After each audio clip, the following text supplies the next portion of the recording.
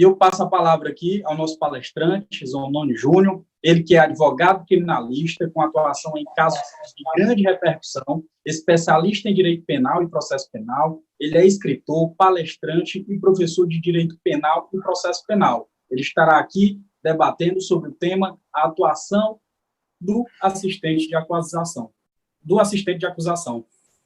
Corrigindo. Doutor Zanoni, a palavra é sua. Obrigado. Gostaria, primeiramente, de mandar nosso costumeiro e fraternal abraço aos alunos, aos advogados que nos assistem nessa noite. Agradecer sobremaneira os colegas que gentilmente cederam vez para que eu pudesse me antecipar, porque eu tenho um compromisso agora à tarde. Eu fecharia aí essa nossa tertúlia sobre o Tribunal do Júri, mas, infelizmente, terei de sair. Agradecer também esse convite, me sinto honrado, é motivo de privilégio estar hoje ladeando colegas advogados. Há uma promotora, doutora, salvo engano, Eliane Gaia, que fez uma peroração excelente. Gostaria de deixar aqui registrado a minha admiração para com Sua Excelência, agradecer ao Lucas, a Hélida Fabrícia, também a atenção, o carinho dispensado à minha pessoa, cumprimentar os meus mestres, que é sempre uma missão hercúlea falar depois do professor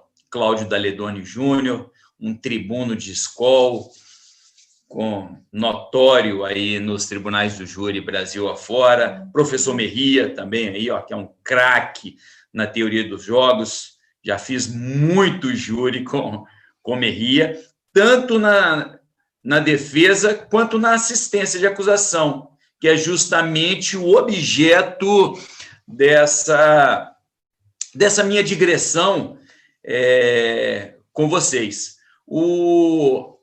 Esse instituto é um instituto polêmico, e até polêmico por quanto é mal compreendido. Aqui eu vou já rachar um pouco essa nossa face amistosa para com o Ministério Público e já deixar registrado que é um instituto jurídico que não pegou muito no Brasil, e não pegou até por culpa do Ministério Público.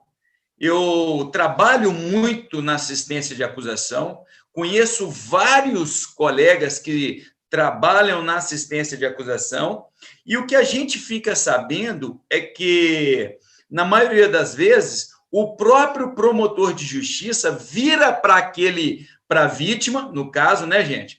Uma tentativa de homicídio, ou então, no caso do representante legal, ou declarado ausente, ou quando morto pelo CAD, cônjuge, ascendente, descendente, irmão, no interior do gabinete, e nós advogados que trabalhamos como assistentes de acusação, nós tomamos cognição dessas informações, dessas sugestões que são lançadas no interior dos gabinetes ministeriais para com os familiares, de que seria despiciando ali a contratação de um advogado, até porque aquele tribunal do júri, aquela vara especializada em crimes dolosos contra a vida, possui um corpo de promotores com uma especialização vertical acerca da liturgia envolvendo a apuração desses crimes dolosos contra a vida e promotores esses que seriam ali tribunos. Isso já chegou aqui, já aportou no nosso pavilhão auricular, não uma, nem duas, nem três vezes, várias, inúmeras. Então, a prioristicamente, cabe o registro de que esse instituto jurídico que está previsto no ordenamento processual pátrio do artigo 268, USC 273, ele não pegou muito no Brasil por culpa, vai me desculpar aqui quem pensa diferente. Aqui é a idiosincrasia do Zanoni, por culpa do Ministério Público. Ou talvez até, eu quero fazer aqui a meia-culpa e justificar essa interpretação ministerial, esse veso, por conta até da posição geográfica e da robustez, da musculatura que a Carta Cidadã deu ao Ministério Público, dizendo que é uma instituição permanente, é essencial à função jurisdicional, incumbindo-lhe a defesa da ordem jurídica, do regime democrático, dos interesses sociais, individuais, né, coletivos, difusos, enfim, e principalmente levando em consideração aqui, registrando o inciso 1 do artigo 129, colegas, em que a Constituição diz que cabe privativamente ao Ministério Público, e aqui eu vou colocar, né, ao promotor de justiça na esfera estadual, no Tribunal do Júri Estadual, ao procurador da República no Júri Federal, a propositura da ação penal pública, cabe privativamente. Todos os crimes nós sabemos, isso aqui eu estou numa discussão muito rasteira sobre o Instituto, todos os crimes dolosos contra a vida são de ação penal pública incondicionada. Consequentemente, em razão do que eu acabei de colocar para os doutores, os crimes dolosos contra a vida têm como titular, como dominus litis, o Ministério Público. Daí vem aquela questão de ser o assistente de acusação, no prato da balança, no polo ativo da ação penal, um sujeito processual contingente, acessório, secundário, até dispensável. E algumas vozes, alguns nomes de escola, aqui eu trago à baila para a guisa de exemplo, até para a cognição dos doutores, o nosso amigo, confrade, Yuri Félix, o próprio Leonel, o Lênin Streck, o Auri Lopes Júnior, o Angel. Esses doutrinadores entendem, tem ali uma hermenêutica, uma exegese, de que a assistência de acusação não passou pelo filtro constitucional de 2008, portanto, seria um instituto jurídico inconstitucional. Eu divirjo. Para mim, a vítima tem voz. E numa análise sistêmica de todo o arcabouço jurídico, nós constatamos e retiramos como produto dessa atividade mental que o assistente de acusação é sim constitucional. A vítima no processo penal, definitivamente, de forma inexorável, ela tem vez. A vítima tem vez. Todos nós sabemos, principalmente os mais velhos, e aí eu consigo aí, já citei o nome do meu bruxo predileto, Marcos Merria, essa fera do Rio Grande do Sul, que atua há anos. Todos os mais velhos sabem que a 9.099/95, que trata das infrações penais de menor potencial ofensivo, os juizados especiais criminais, no artigo 62, logo depois dos critérios que orientam um juizado especial criminal, traz como escopo, como desiderato, como meta optata, a reparação da vítima. A 9.099, ela traz justamente esse fim visado, primordial, de reparar o dano causado à vítima. E os institutos despenalizadores já nos mostram isso. Na suspensão condicional do processo, de trás para frente, 89, nós vislumbramos a reparação da vítima.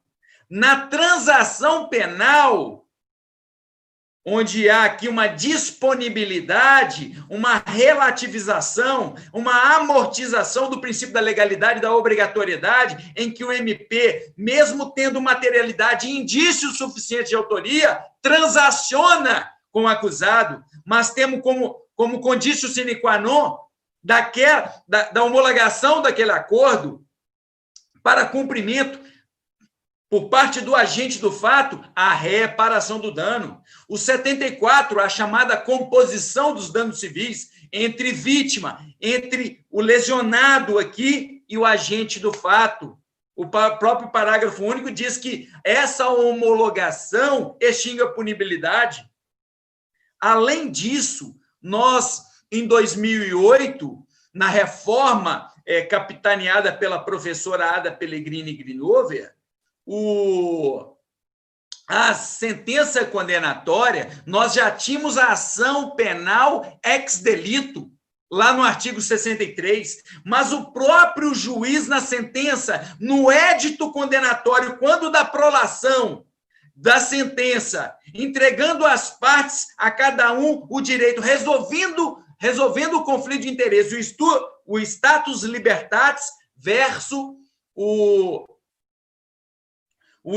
ius puniendi estatal, resolvendo essa querela e proferindo um édito condenatório, o juiz exponte sua agora, tendo elementos concretos, probantes nos autos quanto à questão financeira e também do prejuízo, ele poderá, sim, estabelecer um quantum de indenização. O 387, inciso 4 do Código de Processo Penal, ele traz isso de forma hialina, cristalina, salta aos olhos essa questão. Se pegarmos aí o 201, nós vamos verificar que no arcabouço processual, a bússola processual, ela norteia o magistrado a trazer hoje garantias que outrora a vítima não possuía. Então, o Instituto do Assistente de Acusação, e eu entendo que, não obstante o Código dizer que o assistente trabalhará durante a ação penal, eu, Zanoni, entendo que, pós-juiz das garantias, infelizmente está aí suspenso por força de uma determinação do ministro Toffoli, e do Fux, eu entendo que o assistente de acusação ele pode atuar, sim, assistindo os interesses da vítima, porque a vítima ela busca, no processo penal, ela busca não só a reparação dos danos, ela busca também a condenação. A gente sabe que a pena, além do efeito pedagógico de trazer de volta ao rebanho a ovelha que dele se desgarrou, muito mais do que isso, ela tem um caráter retributivo. A vítima busca isso. É o olho por olho, dente por dente. E você, advogado, representando os interesses da viúva enlutada, dos órfãos, você está ali a buscar uma certa, entre aspas, vendetta, uma vindita, uma vingança pelo mal perpetrado. Então, nós temos que olhar com outros olhos esse instituto tão interessante. Numa ação penal, ab ovo, ab início, dependendo da situação e tentando lograr, mesmo que no futuro, uma condenação e uma reparação do dano, o assistente poderá muito bem ali propor, até no inquérito policial, o arresto de bens imóveis, a hipoteca legal, o arresto de bens móveis, pedido inclusive com a cláusula ônus no cartório de imóvel, inclusive com cláusula de inalienabilidade, né, para que aquilo se torne inalienável com um certo registro no órgão, por exemplo, do Detran, da ANAC, no caso de uma aeronave, na capitania dos portos. Então, um assistente de acusação tem sim. Eu, como assistente de acusação, dependendo da situação, eu sou para compactuar e concordar com a concessão de uma fiança de 200, 300, 400 mil reais, de 50 mil reais, 100 mil reais. Se vocês, os doutores, que já sabem disso, eu estou aqui num discurso muito rasteiro, sem verticalizar cientificamente, epistemologicamente a nossa discussão, mas no 336 está lá como finalidade precípua, pagamento das custas, reparação dos danos. A fiança cabe a isso. Ela se destina a isso. Então, veja, se é função do assistente de acusação buscar essa reparação do dano, a indenização pelo mal perpetrado, ora, o sujeito, ele matou o marido da viúva. Então, o advogado ali, o sujeito deu uma facada, causou uma lesão, mas o ânimos, não é? A chama que o guiava era o ânimos necandi. Pois bem, vai pagar. E a fiança, ela fica ali. A gente sabe o que é fiança quebrada, o que é fiança perdida. Muitas vezes saiu a sentença condenatória, expediu-se o mandado de prisão, não se recolheu ao cárcere, a fiança será declarada perdida. E aí aquele numerário que está lá, 100 mil, 200 mil, 300 mil, é porque o brasileiro, o operador do direito, eu não vou falar aqui porque eu já disse que o Ministério Público aqui tem uma certa culpa, uma grande culpa, porque todas as vezes que alguém morre, que alguém pratica um crime doloso contra a vítima procura o gabinete do Ministério Público.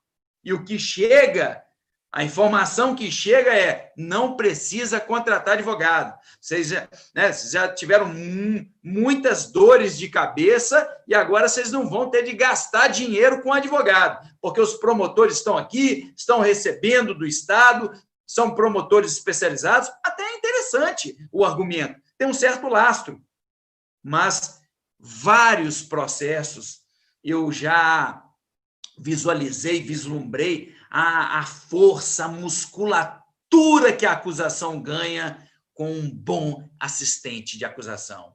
O assistente de acusação, muitas vezes em plenário, levando em consideração na abrangência, no âmbito do plenário de julgamento do júri, onde as emoções jorram de forma desmedida, ódio, ira, vingança, ciúmes, lascívia, cobiça. Pois bem, o assistente de acusação, representando a família enlutada, ele passa aquela linha onde o MP para. Ele entra um pouco no pessoal, ele acaba direcionando ao acusado aquela versão, aquela oratória, aquele recado que a família quer dar. Muitas vezes o promotor não vai.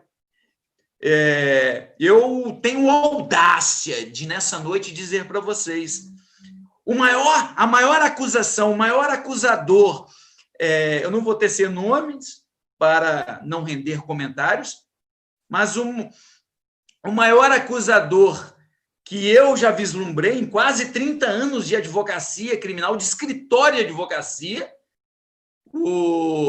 para mim, eu conheço uns três.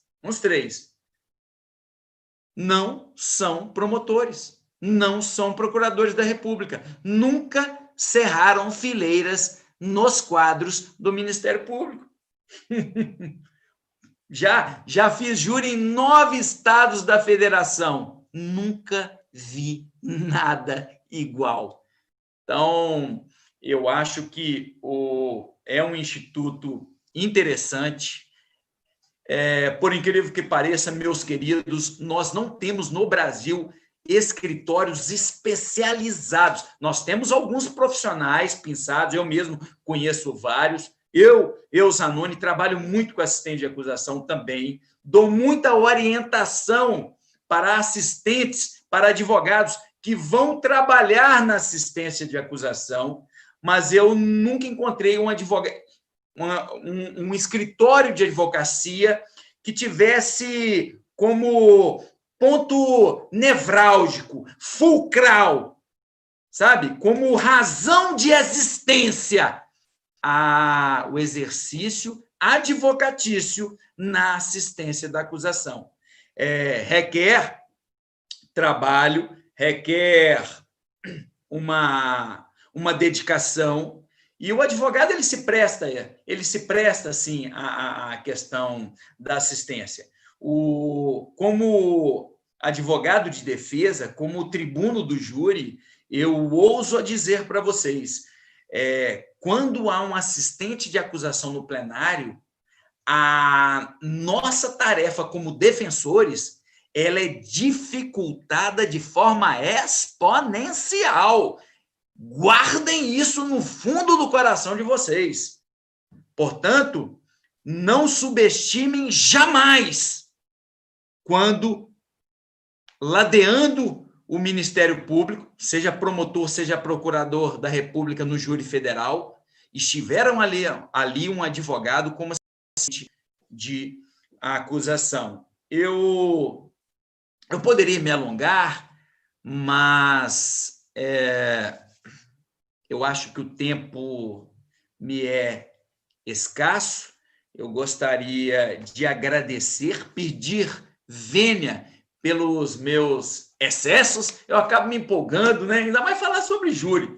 E eu gostaria também aqui de deixar registrado. Eu ouvi todos os oradores e eu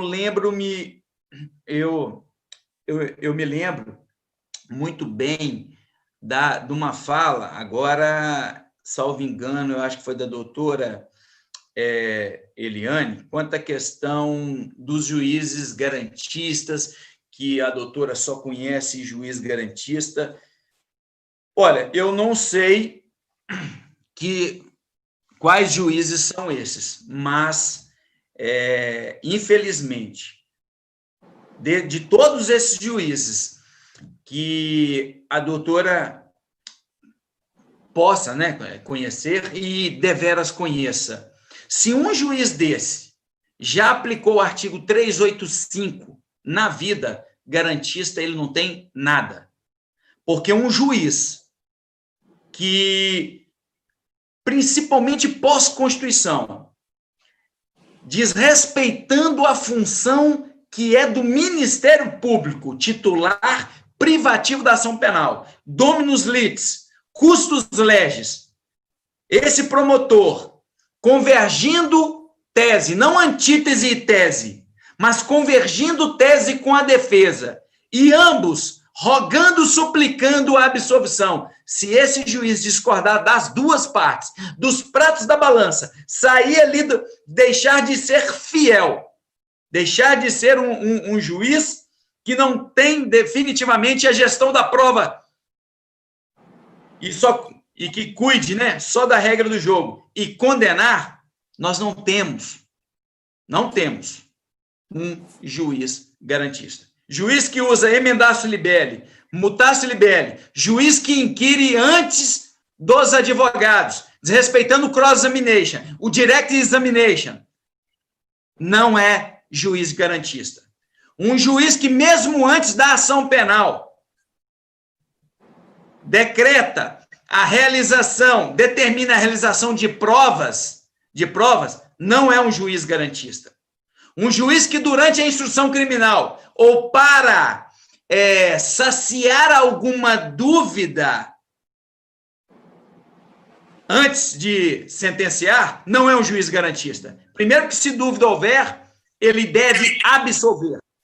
Então, eu acho que nós precisamos repensar o papel dessa magistratura, também do Ministério Público. Eu nem falo muito do Ministério Público, o Ministério Público, ele é parte. Como parte, ele é acusação no processo penal.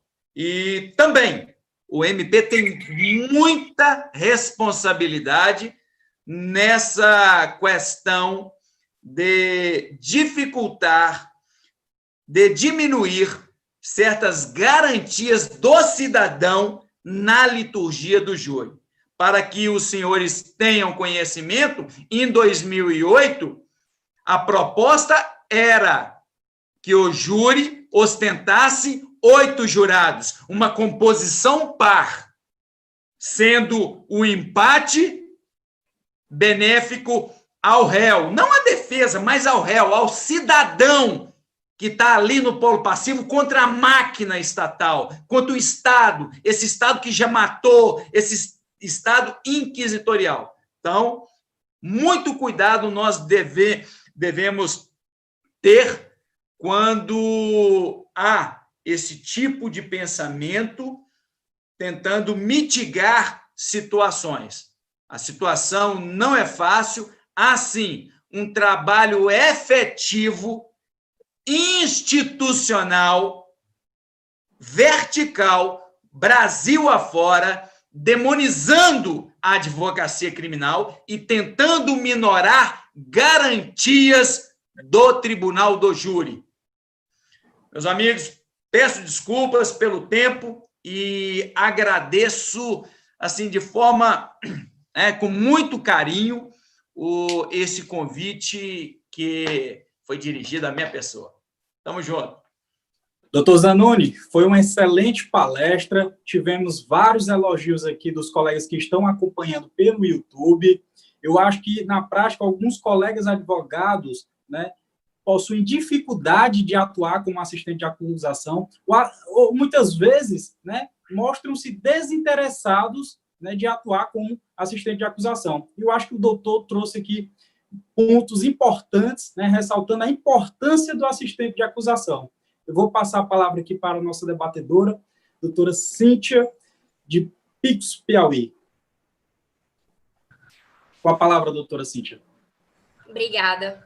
Primeiramente, quero agradecer, né, dar boa noite a todos os presentes que se encontram aqui nessa sala virtual e também estamos acompanhando pelo YouTube muitas pessoas, muitos elogios à palestra do grande doutor Zanoni Júnior. Quero dar meus cumprimentos em nome da pessoa do doutor Kleber Curica, presidente da subseção de Picos, que me fez esse convite maravilhoso, qual estou muito honrada de estar aqui participando. Também em nome da Hélida Fabrícia, queridíssima, mulher advogada, que muito me inspira e engrandece a advocacia picoense.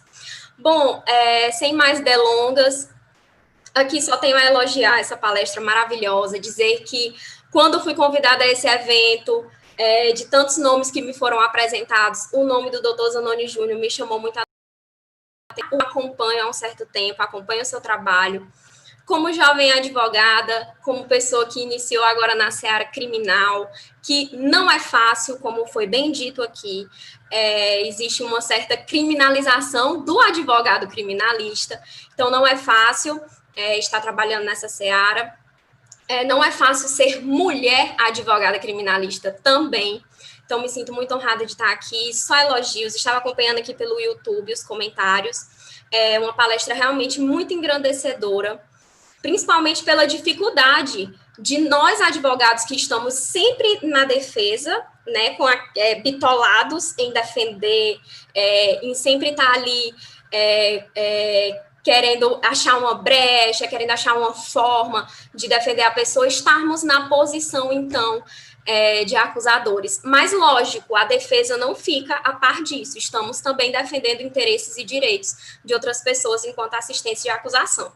Um questionamento que eu queria fazer ao doutor Zanoni é se ele já participou, seja de um júri ou de outro tipo de audiência, como assistente de acusação, e o membro do Ministério Público optou por uma visão diferente, não acusatória, e sim defensiva, porque isso já me aconteceu. Estava numa audiência com o doutor Daniel Formiga, que era sócio na minha época, que está aqui presente também nessa sala, quero saudá-lo, né, porque está aqui nos assistindo também. Então, isso nos aconteceu e nos surpreendeu nesse momento, pois esperávamos tudo, menos que o membro do Ministério Público fosse realmente ficar do lado do agressor naquele momento, nesse sentido, né? Ele pugnou pelo relaxamento da prisão e nós estávamos como assistente de acusação. Então, eu queria questionar isso, se já aconteceu isso com o senhor e como foi toda essa situação. Para ser bem breve, né? Porque eu tenho poucos minutos. Doutora Cíntia, um prazer ser aí, né, indagado, inquirido por Vossa Excelência, e a questão posta, ela é muito importante e muito interessante. E, pitorescamente, eu tenho a dizer que não só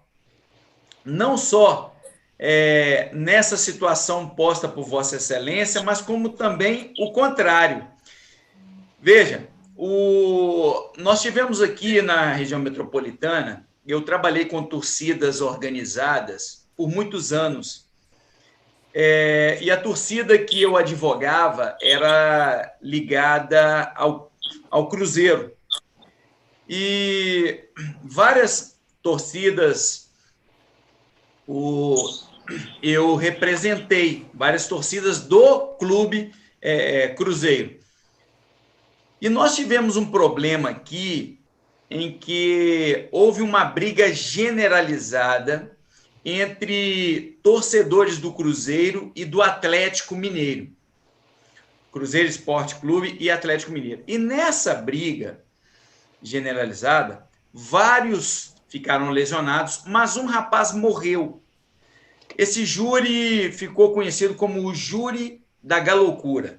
É uma torcida organizada atrelada ao Clube Atlético Mineiro. Veja, eu fui assistente de acusação aqui e representei o interesse de um diretor, à época lá, de uma torcida organizada do Cruzeiro. Nesse júri, estava sendo coberto, a cobertura era muito grande pelos órgãos de imprensa, todos os canais de televisão estavam cobrindo, também rádios, mas eu sempre milito de forma independente. E numa análise profunda, eu parei, eu estudei, eu trabalhei muito as provas do processo, e eu gosto de fazer, aí eu sempre aprendo com o professor Daledoni, quando ele fala que ele até discorda um pouco do Aurí Lopes Júnior, falando que no tribunal do júri há instrução no plenário, sim. Sim, quem é tribuno sabe, a instrução no plenário, ela é indispensável, ela é imprescindível, porque é através da instrução e não dos debates, mas é através da instrução que demora ali 1 dia, 2 dias, 3 dias, você ouvindo vítima, inquirindo testemunhos de acusação, inquirindo testemunhos de defesa, fazendo a cariação, exibindo peças, não é? Procedendo a reconhecimento de pessoas e coisas, você ir interrogando, ao final, antes mesmo dos debates, o jurado ele terá ali uma visão sabe? Uma ótica plena dos fatos. E quem trouxe isso para o jurado? A instrução plenária. E numa instrução profunda, eu inquiri por muito tempo o delegado e os peritos. Prova alguma veio quanto ao chefe de torcida dessa torcida organizada.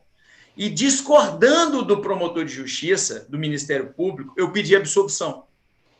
Respondendo a sua... Eu fui muito criticado, saiu em programa esportivo na TV, na rádio. O juiz chegou e falou: Zanoni é o uso do cachimbo, ou seja, sempre eu estou defendendo, mas ali eu estava acusando. Mas não é. Eu pedi a condenação de todos, e a condenação veio. Todos os réus foram condenados do jeito que eu pedi. Mas no chefe de torcida, eu pedi a absolvição. Salvo engano, é até um apelido estranho, acho que era Macalé, dessa torcida aí, Galoucura. Eu pedi a absolvição. Fui muito criticado, muito. Mas rebati, o advogado não deve ficar calado perante a imprensa, perante rádio, tem de falar com a imprensa. Quem fala com a imprensa é o advogado, cliente não fala com a imprensa, familiar não fala com a imprensa, é o advogado. E na mesma toada, né, ação e reação, lei de Newton, eu rebati aquelas colocações e falei, não, aqui simplesmente é porque o acervo probatório ele não está nos deixando confortáveis no sentido de nós rogarmos ao Conselho de Sentença uma pantomima, uma teratologia que é um veredito condenatório abalizado, alicerçado, indícios. Indício é lá no oferecimento da denúncia. Indício é quando da prolação da sentença de pronúncia, que nem sentença é uma decisão interlocutória, mista não terminativa, que não condena, não absolve, submete o réu ao seu julgador constitucional, o povo, a sociedade. E teve vários outros casos agora inverso. Eu estive acusando e o promotor abriu mão da acusação. Abriu mão. Eu tive um caso em que o promotor ele falou que os indícios eram fracos, não queria sustentar, deixaria tudo a cargo da acusação. Esse sujeito tinha matado um advogado de forma covarde, de forma vil, usando o recurso que dificultou a defesa do advogado, nosso colega. Eu patrocinei essa causa, nomeado pela OAB, e logramos no final, sem ali engrossarmos fileiras com o Ministério Público, a condenação. Teve um outro também caso, o Ministério Público ele só cumprimentou o pessoal, o juiz, cumprimentou a defesa, o réu, os advogados, e no final ele passou a palavra para assistência. Também era a morte de um outro colega advogado. Era um advogado de direito de família, que foi assassinado pelo marido da ex-esposa, que o advogado representou na ação de divórcio. E ali teve aquela questão de inventário de bens, arrolamento de bens. Eu não sou muito afeto a essa área de família, eu acho que a doutora Cíntia é muito mais craque do que eu, mas o advogado morreu porque atuou como advogado de direito de família. Nós atuamos com um processo muito tenebroso, a assistência e acusação foi ameaçada de morte, nós rogamos que todo o fórum e o quarteirão em volta do fórum o trânsito fosse proibido, o juiz acatou, nós conseguimos também segurança no hotel para os assistentes de acusação, porque era esse processo, para você ter uma ideia do perigo que o advogado corre. Nós fomos em carro blindado, A minha peroração foi feita com colete à prova de bala. Mas, ao final, nós também fizemos esse júri, salvo engano, 3 vezes. Nas 3 vezes logramos a condenação. Nós, assistentes de acusação. Lembrando aos colegas que a 8.906/94, o nosso estatuto, o nosso código deontológico, ele permite que a OAB ela constitua, nas causas que ostentarem interesse, assistente de acusação. Doutora Cíntia, boa pergunta. Eu teria outros exemplos aqui. Eu vou colocar o Merria no meio. Eu adoro os júris com Merria. São divertidíssimos. Nós tivemos um júri em que, quando nós aportamos no plenário, o Ministério Público virou para a família enlutada e falou: vocês vão colocar como assistentes de acusação o sujeito que defendeu o executor de Elisa Samúdio. E ficou aquela questão, vai, não vai? Chamaram a assistência, os familiares chamaram todo o corpo da assistência de acusação, éramos 4 advogados como assistentes de acusação. E ali eu acabei explicando que não tinha nada a ver, a nossa posição ali era uma posição que representava os interesses da família, dos filhos, da viúva, e a gente lutaria até o fim com todas as forças, dia e noite, durasse aquilo ali 1 semana, no afã de conseguir aquela condenação. E no final nós fomos brindados com o veredito condenatório, todos os crimes passaram, foram várias séries, não era só um crime de homicídio, e no final nós acabamos tendo pelo menos um certo conforto, sabe? Um lenitivo, um paliativo anódino, para que pudéssemos nós da assistência, nós advogados, levar isso, eu vou falar que assim, abraçados ali até com o Ministério Público, e entregar para a família da vítima. Foi um caso assim atroz, mas felizmente tivemos êxito. Lembrando, cada caso é um caso. Muitas vezes o advogado ele está defendendo, ele entra em plenário pedindo a condenação do seu cliente, uma condenação justa, sem uma qualificadora, um homicídio privilegiado, e muitas vezes, lá do outro, né, num revés aqui de 180 graus, o advogado como assistente de acusação, ele também não precisa ser ali um Torquemada, não é? Um Caifás a acusar a fórceps Jesus Cristo. Não. O advogado trabalha com a prova do processo. O advogado, ele tem de ser um cientista. Ele não pode aqui ter sentimentos para com um lado, para com o outro. Ele analisa a prova do processo sem covardia, sem crocodilagem, sem javanesa.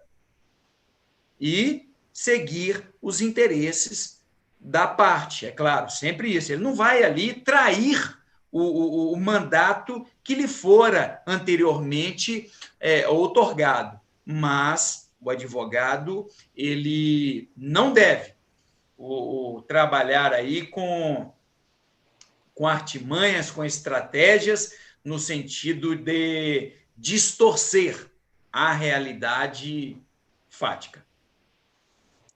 Excelente. Excelentes exemplos, muito aprendizado, sempre muito aprendizado.